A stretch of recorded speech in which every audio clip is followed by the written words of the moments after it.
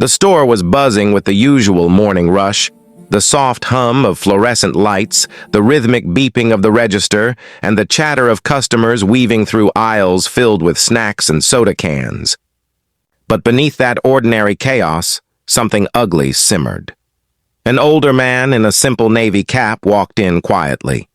His jacket was plain, his shoes worn, and there was nothing remarkable about him, except his eyes. They were sharp, observant, and deeply tired, as though they had seen too much of the world's cruelty to be surprised anymore. He looked around the small convenience store, nodding politely to the cashier before grabbing a small basket. No one noticed him much, and that was exactly what he wanted, because this man wasn't an ordinary customer. His name was Richard Cole, the CEO of Brightmart, a growing national chain of neighborhood stores. For the past month, he had been going undercover, visiting his stores disguised as a regular worker or customer to understand what was really happening on the ground. He wanted to see beyond the polished reports and cheerful corporate presentations. He wanted to see the truth. If you believe that kindness, empathy, and second chances can change lives, then please like this video, share it with your friends, and subscribe to our channel. Stories like this one remind us that compassion still matters in this world. As Richard picked a few items off the shelves, his attention was drawn to a sharp voice near the front counter. He turned just in time to see the store manager, Mr. Thompson, standing behind the register, tall, stern, and visibly furious. In front of him was a young man, barely in his early 20s, wearing a red employee shirt and a white cast on his arm. His name tag read Marcus. "Did you even hear what I said?" Thompson barked. "You people never listen." Marcus froze, his eyes wide, his mouth trembling slightly as he tried to explain. His voice was soft, humble. "Sir, I just needed a few extra minutes to stock the shelf." "My arm! I don't care about your excuses!" The manager cut him off. "If you can't do your job properly, maybe you should go back to wherever you came from." The words sliced through the air like a blade. Several customers turned their heads. The young man's face flushed with humiliation. He looked down, clutching his injured arm tighter as if trying to hold himself together. Richard's chest tightened. He had seen managers lose their temper before. But this wasn't anger about performance. This was contempt, cold, deliberate, and soaked in prejudice. He stayed silent for a moment, watching. He wanted to see how deep this went. Marcus apologized again, but the manager sneered. "Sorry doesn't fix mistakes. You're lucky I haven't fired you already. If it were up to me, I'd replace you with someone who actually deserves to be here." The boy's lips parted as if to defend himself, but then he stopped. He just nodded quietly and whispered, "Yes, sir." That broke something inside Richard. He could see the pain, the quiet humiliation of someone who had faced this kind of treatment too many times. He could also see that the other employees were pretending not to notice, too afraid to speak up. For the rest of the morning, Richard stayed in the store, observing everything. He noticed how Marcus worked. Despite the cast on his arm, he moved carefully but efficiently, always polite with customers. When a mother dropped a bottle of juice, Marcus rushed to help, cleaning it up without complaint. When an elderly man struggled to carry his groceries, Marcus stepped in to assist. Yet every time Marcus returned to the counter, the manager found something to scold him for. His shirt wasn't tucked in properly. He didn't greet a customer loud enough. He took too long to restock a shelf. Each insult chipped away at the young man's dignity. By noon, Richard had seen enough. He walked out of the store with his groceries, but his heart was heavy. That night he couldn't sleep. He kept thinking about Marcus, the broken arm, the trembling voice, the way he still smiled faintly when helping customers. The next morning, Richard returned, this time not as a silent observer, but as an undercover trainee. He'd arranged through the district supervisor to train at this particular branch, posing as a new part-time hire named Rick. The manager didn't recognize him, and the other staff didn't suspect a thing. From day one, Richard saw the truth in all its ugliness. Mr. Thompson treated some employees with casual respect, but toward Marcus, he was cruel, demeaning, and impatient. Whenever customers weren't around, the insults grew worse. You people are always late. You're just lucky I'm letting you stay. No one else would hire someone like you. Marcus would take it silently, never arguing, never raising his voice, just doing his work with quiet endurance.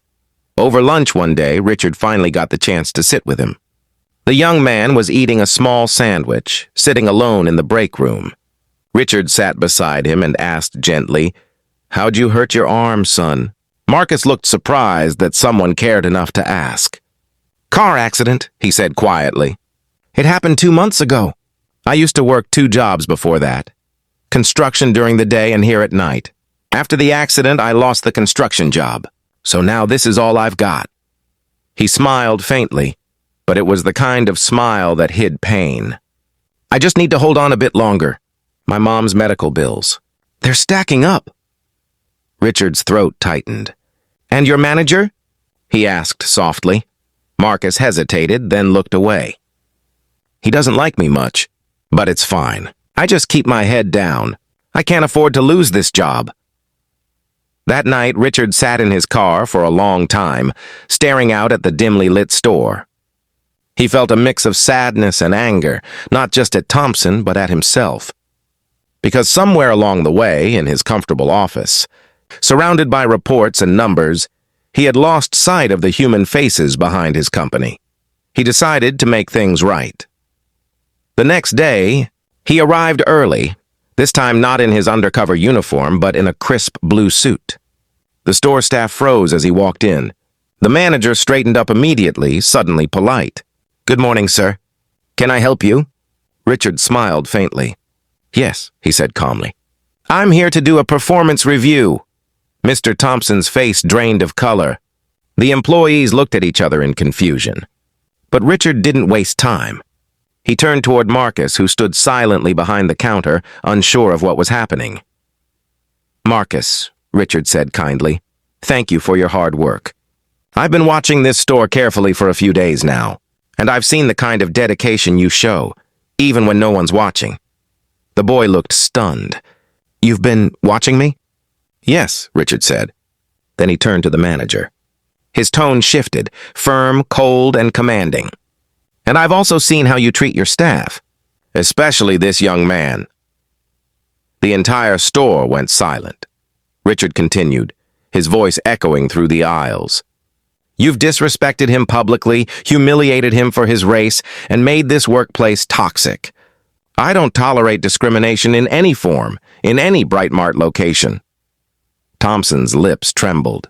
"Sir, I didn't mean—" "Save it," Richard interrupted. "You're done here. Pack your things." The manager tried to protest, but it was useless. Security escorted him out as the stunned staff watched. Marcus stood frozen, unable to believe what just happened. When the door closed behind the manager, Richard turned back to him. His expression softened. "You don't have to be afraid anymore. You deserve respect. And starting today, you're going to get it." Tears welled up in Marcus's eyes. "Thank you, sir," he whispered. But Richard wasn't finished. He smiled warmly and said, "Actually, I have another surprise for you. You're being promoted to assistant store manager. You've earned it, Marcus. You represent what this company stands for: perseverance, kindness, and integrity." The young man couldn't hold back anymore. He covered his face with his good hand as tears streamed down. The employees clapped softly, some of them crying too. For the first time in a long while, the store didn't feel cold and corporate. It felt human. As days passed, the change was visible. The new manager, chosen by Marcus himself, treated everyone fairly. The atmosphere became positive, welcoming, and full of laughter. Customers noticed too. They started coming more often, saying the store felt different now. One afternoon, as Richard prepared to leave, Marcus stopped him near the door. "Sir," he said, "I just wanted to thank you again. You didn't have to do all this." Richard smiled and placed a hand on his shoulder. "Yes, I did. Because if leaders don't stand up for what's right, then leadership means nothing." He paused and added quietly, "You taught me something, Marcus. You reminded me why I started this company in the first place. To give people opportunities. not to take away their dignity.